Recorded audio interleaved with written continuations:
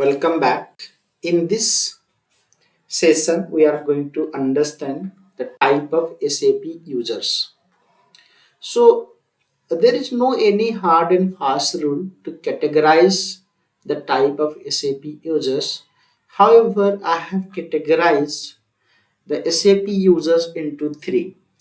First one is SAP normal users, then SAP super users, then SAP consultants. So, who are SAP normal users?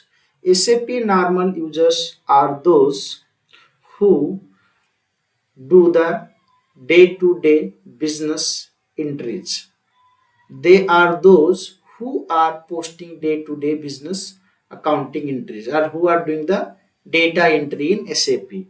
Those are like SAP normal users. Okay, who is they are SAP normal users. Then who is SAP super users?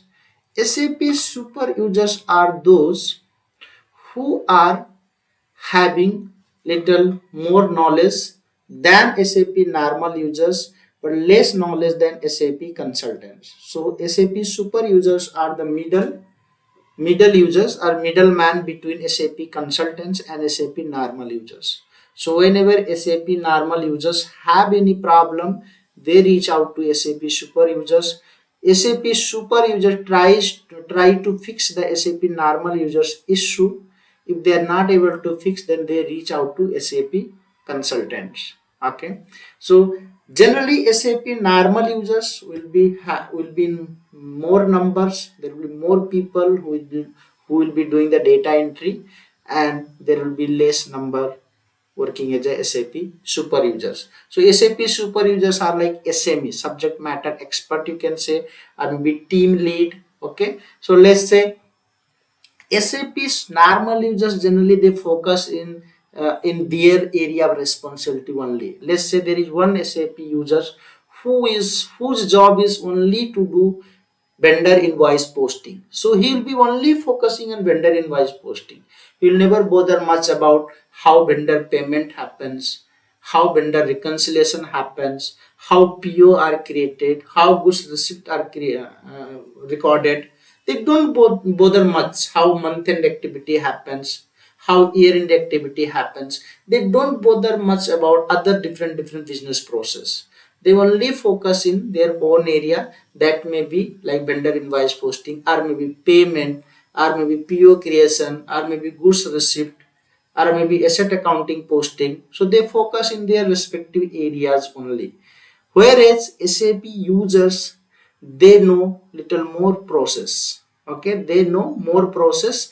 They also know the process. They also know the SAP, how to handle in SAP.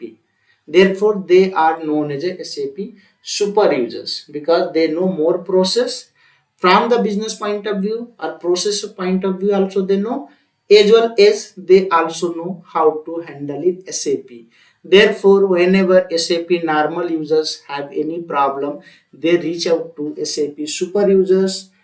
SAP super users try to fix the problem of SAP normal users. If they are not able to fix, then SAP super users reaches to SAP consultant. So SAP consultant are those who fixes the problem from the back end. Okay, who fixes the problem from the back end? Those are known as a SAP consultant. So SAP consultant, if they want to check anything in SAP, they always try to reach out SAP super users because SAP super users are the one who can talk in the language of SAP consultant. Okay, because when SAP consultant talk, they use more jargons, more technical words that SAP super users can generally understand. They can understand and they can tell the problem what SAP normal users are facing. But if SAP normal users directly connect to SAP consultant, there may be chances that SAP normal users and SAP consultant may not communicate well due to lack of the knowledge. Okay, let's generally a mother, they don't understand much about the mobile. They know very limited functionality of mobile. Okay, they may only know how to receive the call or how to call to someone. They know two features only, or maximum they know how to switch on the torch in the mobile, because that is their basic need. Okay, whenever any problem comes, they reach out to their daughters or their sons. Okay, if daughter and sons are also not able to fix, then they reach out to mobile technician. Okay, so here mothers are SAP normal users.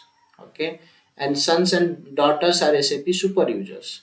Technician are SAP consultants. Okay, because a mom knows very few things, limited things. SAP super users know little more things, and SAP consultant knows many things. Okay, so this is the example of type of the users you will find in the SAP.